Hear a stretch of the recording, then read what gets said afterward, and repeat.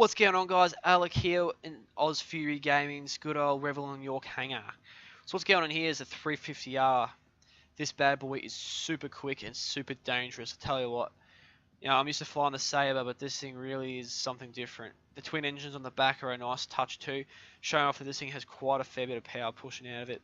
And also too, guys, considering it has the same mounting points for firepower, it's pretty wicked. So it has a standard Omnisky 4 laser cannon, guys. I'm going to actually do some more research and see what's going on with that and see why they use those all the time. But it's only got a size 1 missile underneath, the Spark 1. And I want to point out too, there is no gun on the front here. It's just the straight old, just bare, non-turreted front end. Good work, Alec. So we'll head up inside, guys. We're going to keep this quick. You've had a good look on the outside, I reckon.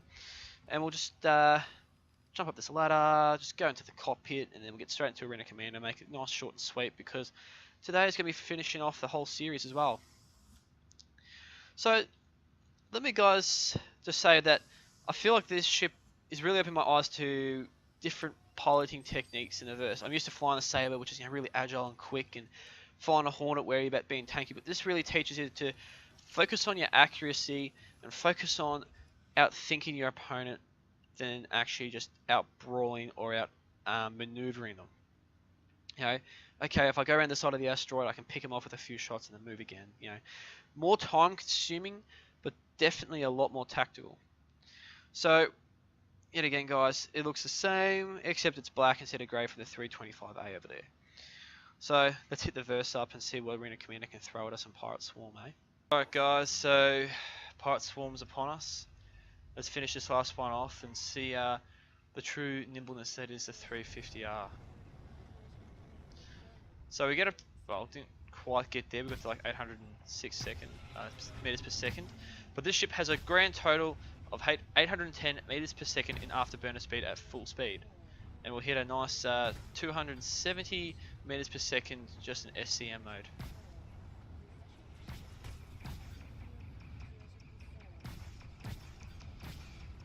So as you can see, the ship's quite nimble over the course of its flight trajectory, and you can see it definitely trumps the other ships in the same class.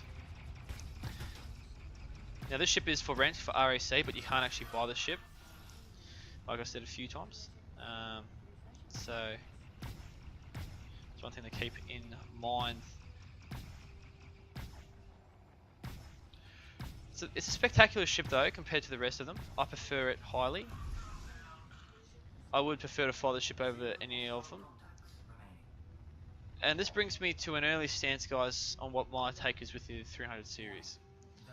So they are due an update, but they're pretty weak for what they are for the price value too.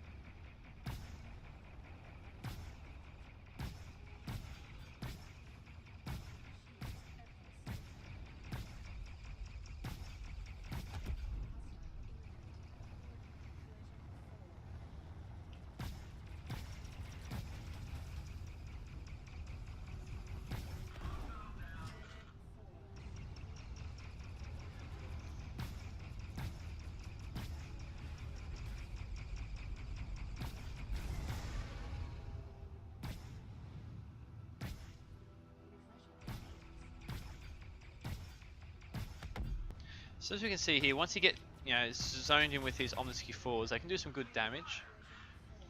But in all honesty, they don't really compare to a lot of other guns. They shoot really slow. Yeah, they do some fairly heavy damage for what they are, fight size 2s. But I'd probably change them up for a set of Badger repeaters just for the ship's style. Now, we've got the Gladius here, guys, and really the Gladius is a completely different world to this ship. Alright, so I'm not going to try and compare the Gladius to this, but what I will compare this ship to is the Avenger Titan, right? Or just the Avenger series in general, but I fly the Avenger Titan, so I always think of the Avenger just as the Titan. And why is that? Well, because simply they both have size 3 mount on the front, technically. Even though we can't move the Titan, it's meant to be a size 3 on the front there. And it has a size 2 on the wings. So that's exactly what this ship has. But the Titan's at $55, right? Which is as I know the Stalker and the Warlock are more, but that's where the starting price is. So let's talk about the fact that this ship here, like even the 350L, which you can't buy, but you know, the 325A $70, the 315P 65, which I can understand being an exploration ship that is unique to the range. It's meant to have exploration gear, so you can actually target, you know, or go find stuff from way away. But you know, if we're talking just fighter, because you know the Titan obviously is a light cargo hauler, which these ships can't do. And it's a bounty hunter series too, which these ships can't do. So let's talk about the fact that the ships don't really fit a role either. Like, you know, like the 325A for example is meant to be an introduction ship. It's not. It barely passes as just a standard survival fighter with the way it's set up from standard. Alright. So for your money, for value, if you wanted a ship that had great firepower, you can't really look past Adventure series. And like I said, I know these ships are due for an update, but these things are going to need a major update to really fall within that cheaper mark. So then we ask the question, okay, I want something better than a Titan though. You know, where do we go? Well, you got the Gladius at $90 US, and then you got the Hornet at $110 US with the Buccaneer sitting there too. So the Buccaneer sits as sort of a glass heavy hitter sort of beast, and the Hornet's the great all-round tanker. So, you know, but you're spending twice as much money. So really, your next cheapest option is a Gladius, which is a fantastic dogfighting ship. You really can't go wrong with it, especially once you start doing some upgrades. And that brings me to the next section of this ship series, guys, where I like to talk about upgrades for the ships a bit and what I think would work well. So, like I said before, the Badger repeaters would work well on the wings. Now, this ship should not be gimbaled, especially the 350. The 300 series have enough mobility, which is one great thing about the series. But like I said before too, the 300Is feels a bit jagged and a bit off on the controls. So if you went for the 315P and you decided to pick up the $65 package there, you'd probably want to get a hard-mounted size 3 gun because you'd need this hard-mounted.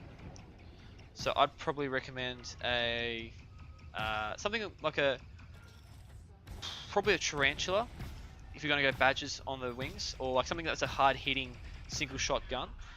Because basically what I would want to see this as is, because the front is the central point, it makes for a great sniping ship. And because badges on the rears, you can sort of throw some damage around, because you've got to try and keep the shields. Once you knock the shields off, if you can keep hitting the ships, you'll keep the shields from regenerating. So that's where you want to keep it at.